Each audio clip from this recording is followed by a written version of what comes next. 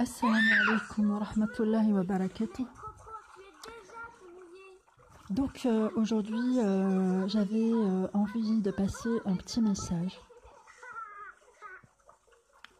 Un petit message pour rappeler que Allah subhanahu wa ta'ala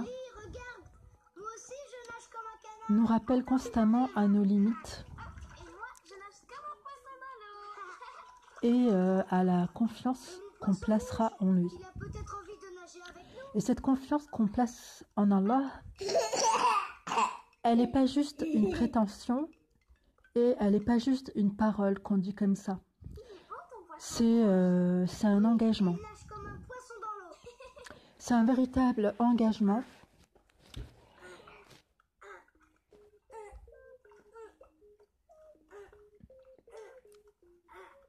C'est un véritable engagement. Et ça, c'est important à comprendre. C'est-à-dire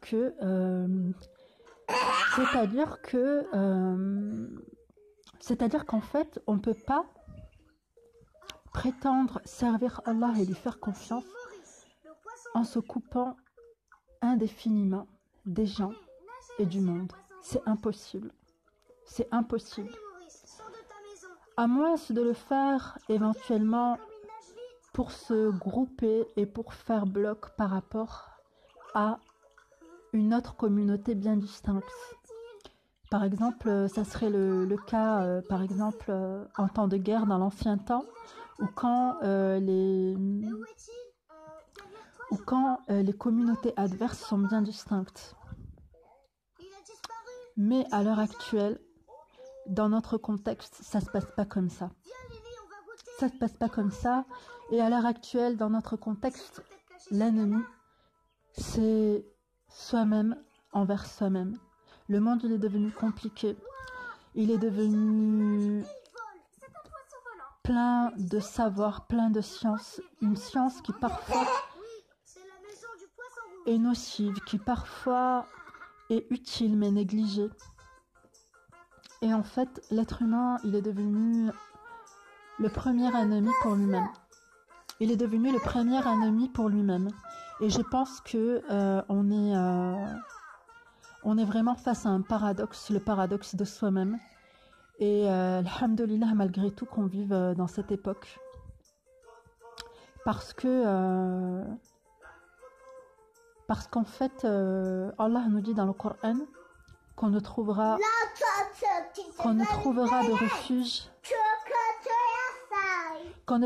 de refuge nulle part ailleurs qu'en lui. Et qu'on ne retrouvera de refuge nulle part ailleurs qu'en sa parole.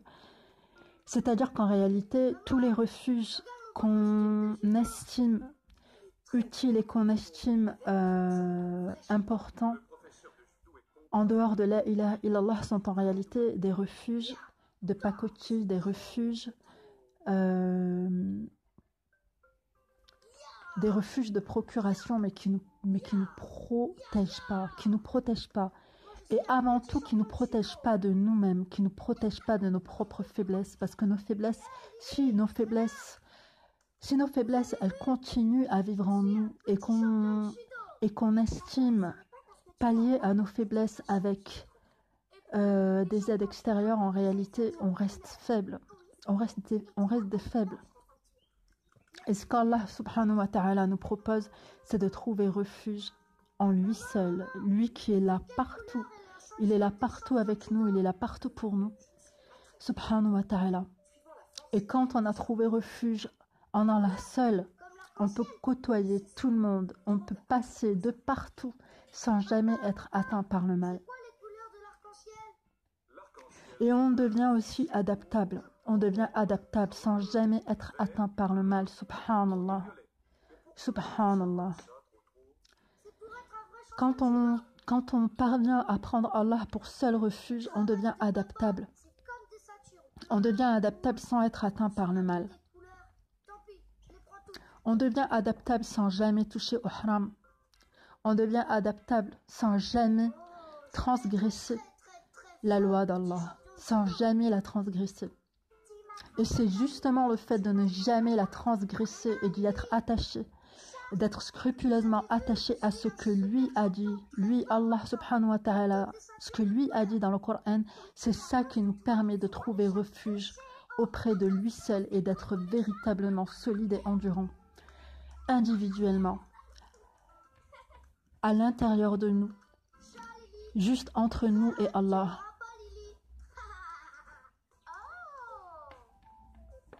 Subhanallah wa la hawla wa la quwwata illa billah. Et donc Allah subhanahu wa ta'ala nous dit d'ailleurs dans la sourate Ar-Rahman: ô vous les deux charges, les djinns et les hommes, si vous voulez sortir du domaine des cieux et de la terre, alors faites-le, mais vous ne le pourrez qu'à l'aide d'un pouvoir illimité. Et ça, en fait, ce verset-là, il me parle beaucoup. Pourquoi il me parle beaucoup? Parce que Allah subhanahu wa ta'ala nous parle de chercher refuge au-delà de nous, au-delà de notre condition, au-delà de comment faire, vers où aller, où fuir, où se réfugier. C'est ça en fait que ce verset exprime. Si vous voulez sortir du domaine des cieux et de la terre, alors faites-le, mais vous ne le pourrez qu'à l'aide d'un pouvoir illimité, c'est-à-dire par le pouvoir de Allah. Si vous voulez sortir du domaine des cieux et de la terre, pourquoi est-ce qu'on voudrait sortir du domaine des cieux et de la terre? On pourrait vouloir sortir du domaine des cieux et de la terre pour aller vers un ailleurs, autant par désir et par désir d'absolu, par désir de renouveau, par désir d'ailleurs, par désir de goûter ou de découvrir autre chose, et autant par besoin de se sauver, se sauver, d'aller vers quelque chose de plus satisfaisant, de plus sécurisant et de plus en phase avec ce qu'on est au fond de nous et avec ce qu'on inspire au fond de nous. Mais Allah subhanahu wa ta'ala nous dit: mais vous ne le pourrez qu'à l'aide d'un pouvoir illimité. Et en fait, ce qu'on remarque, c'est que la plupart d'entre nous, tout en se disant muslimines, tout en se disant musulmans, sont en réalité des mushrikines, des associateurs qui trouvent des idéaux en dehors d'Allah et qui les rattachent à Allah subhanallah. Et ça, on le retrouve à travers plein d'aspects de la vie, à travers plein d'attitudes. Ça peut aller, je sais pas moi, d'une personne passionnée par son travail, qui place son travail comme un idéal dans sa vie, un idéal transcendantal. Elle fait tout pour son travail, elle est dévouée à son travail, alors qu'en réalité, pas d'idéal à part Allah. Le travail, ça se décompose, mais Allah ne se décompose pas. Le travail, ça se décompose, c'est mot pour mot, c'est ça. Le travail, il est décomposable, c'est rien au bout du compte. Par contre, ce qui fait l'unicité du travail, c'est Allah subhanahu wa ta'ala. Ce qui donne une unicité et une cohérence et une contingence au travail, c'est Allah subhanahu wa ta'ala. L'idéal, c'est Allah. Il ne faut jamais associer à Allah. Il faut toujours garder en tête que l'idéal, c'est lui, Allah. C'est lui qui rend les choses possibles, subhanahu wa ta'ala. C'est qui relie nos 5 sens entre eux pour faire que la vie est possible, c'est Allah subhanahu wa ta'ala. Et ça, c'est super important. C'est qui fait qu'on va être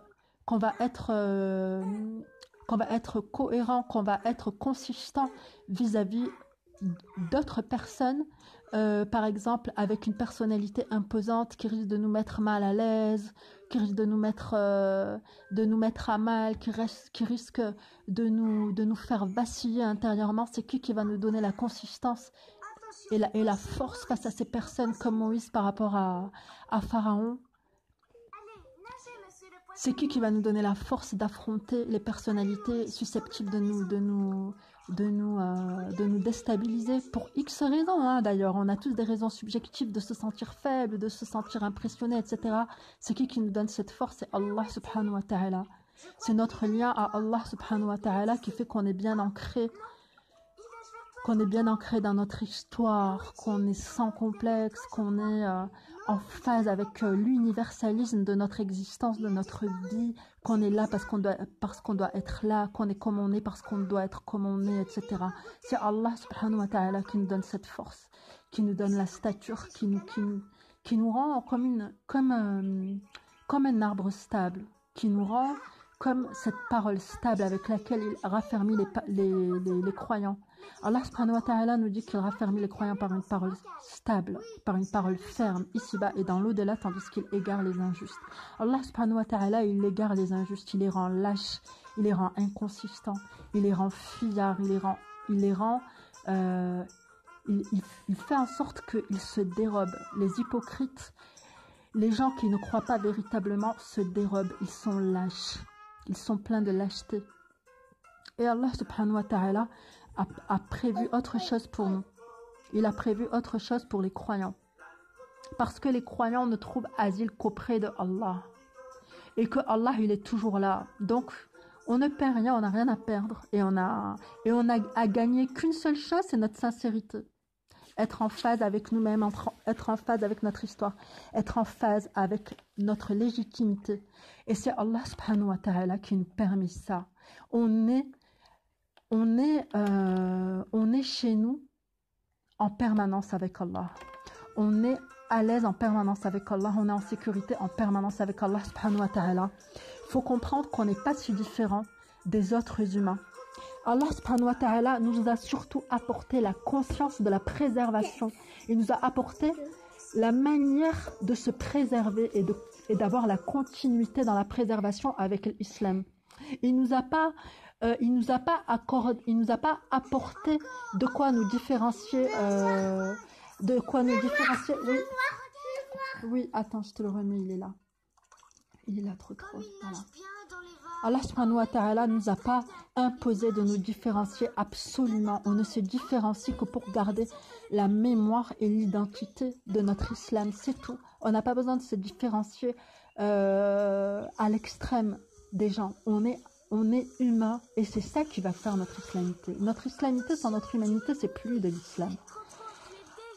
Et ça, c'est super important à comprendre aussi. Allah subhanahu wa ta'ala nous a dit « Et ne détourne pas ton visage des hommes et ne foule pas la terre avec arrogance ». Et il nous a dit ça dans la sourate Luqman. Et ça, c'est super important. On a combien de musulmans qui se coupent du monde, qui se coupent des gens, en se prétendant plus pieux, plus musulmans, en prétendant se couper pour la piété. Tu peux te couper pour la piété parce que psychologiquement tu en as besoin, mais mets pas ça sur le dos de la religion. S'il te plaît, ne mets pas ça sur le dos de la religion. Se couper des gens, ça fait pas partie de la religion. Tu peux le faire pour toi, pour ton moment psychologique parce que tu as besoin d'être seul, mais va pas dire que tu fais ça pour la religion parce qu'Allah subhanahu wa ta'ala ne nous a jamais dit de nous couper des gens. Il ne nous a jamais dit de nous couper des gens. Dans l'histoire de l'islam, on a eu besoin de se regrouper pour bien faire distinction entre les opposants et nous et pour pouvoir unir nos forces. Mais à part ça, on n'a pas à se couper des gens. On n'a pas à se couper des gens et notre force, elle est avec les gens. Elle est avec les gens et parce qu'Allah a fait la vie comme ça et qu'on n'est pas différent du reste de l'humanité, on est juste plus enclin à vivre selon la loi qui préserve l'humanité. Et cette loi, c'est la ilaha illallah. Voilà. Donc je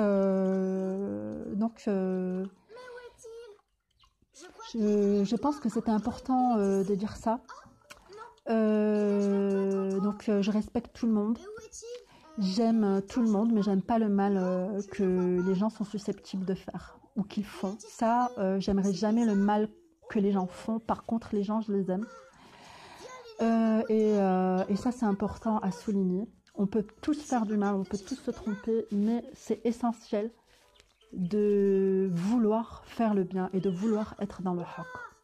Et c'est ça qui fait qu'on peut être ensemble et qu'on peut construire ensemble. C'est vouloir al-haqq, vouloir la justice, vouloir l'équité, vouloir la clarté et vouloir l'agrément d'Allah. Et à partir de là, tout est possible. Voilà. Donc, j'invoque Allah de nous guider, de nous aimer, de nous unir, de ne pas nous diviser et de nous garder unis par le Coran, qui est sa parole bénie. Et je vous dis salam alaikum wa rahmatullahi wa barakatuh wa salam wa salat ala rasulillah.